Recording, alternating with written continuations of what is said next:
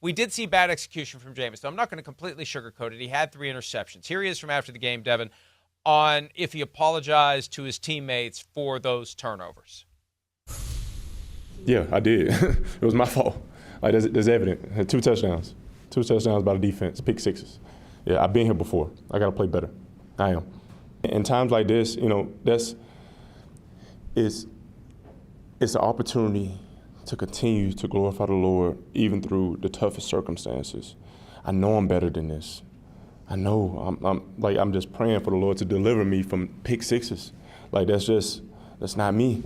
Like, a phenomenal game, offense, do some great things, but I messed it up. I like it that he owns it, and I'm sure the locker room appreciates that. I mean, again, hey, Jimmy Haslam, take a cue from Jameis Winston. It's not hard to come out and say what everyone knows. I made a mistake. It's okay. You'll live. There is no death penalty for admitting to making a mistake. If anything, people are going to say, yeah, it's about time. And it's good that Jameis does it. And he did throw 58 passes, as you said. I mean, he came out of the game with an 88.5 passer rating, which once upon a time was pretty damn good. Now, if you're less than 100, it's like, get that bum out of here. But 88.5 with 3 interceptions. I mean, I'm expecting 38.5 with 3 interceptions, but 58 passes, and it happened. In a game where you're up and down and you're trying to come back from 2 scores down, yeah, you're going to throw the ball, and, you're going to you may have an issue. And so I like the fact that he owns it. And again, people above him in the organization would be wise to look at that and say, maybe we should own it too. And maybe we should keep this guy around next year and tell the other guy, you're on the sideline, and if you don't like it, you can just go home with your $46 million.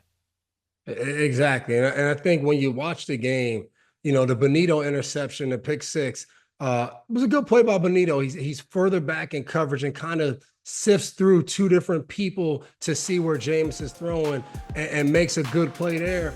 But then these other interceptions, like, they're late in the game. And yes, Jameis can't come back late to this throw, but when you're behind and you're trying to make plays, and they kept saying it on the broadcast the whole time, like, Jameis is in a situation where he's trying to make a play here. He's trying to do this. He's trying to do that. Like, that's what's going to end up happening. But again, going back to what he said after the game, the thing to me that sticks out is because some people will sit there and say, a tough time. He has a tough game. He says this. Like, when you listen to Jameis Winston after all of their games this year, when he's been in there, when they've won, he said the same thing.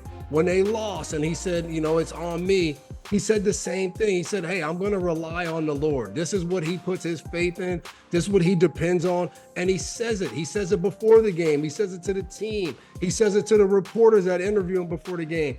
And I think that's the thing, that even though it hasn't worked out as much as they would like with him taking over, the realness and how authentic he is, it fuels your team to continue to go play. Like, how many teams have we watched? We watched this Cleveland Browns defense earlier in the year, where every week we're like, this defense should be better than that.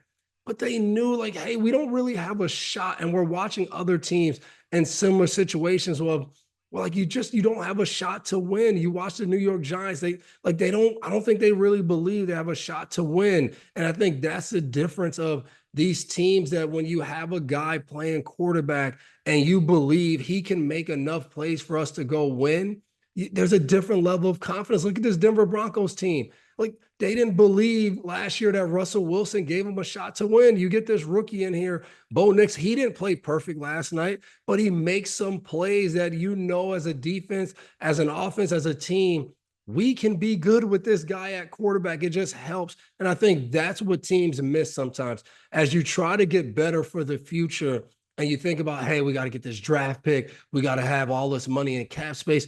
Your culture are the people that you have there. It's not because, like, playing for the Patriots, not because you won 6 Super Bowls previously, now you have a culture. No, it's the people you continue to keep in the building that will have your culture going year after year after year. And I think Jameis Winston is a culture builder in Cleveland. Like, they have to keep that guy there because he's helping these guys in the locker room have something about them each week where they believe that they're winners. And that's not easy to do. My brother was on the Browns when they went 0-16. it started to become insanity to come in there every week knowing you were going to lose, but trying to trick yourself. He said, I would listen to a YouTube motivational clip of a guy giving a commencement speech every day going to work so I could believe what I was going to do that day. That's when you know your culture's at an all-time low, where you don't have that right now. Hi, it's Mike Florio. Thanks for watching PFT on YouTube. Hit subscribe for the latest news and analysis from Pro Football Talk.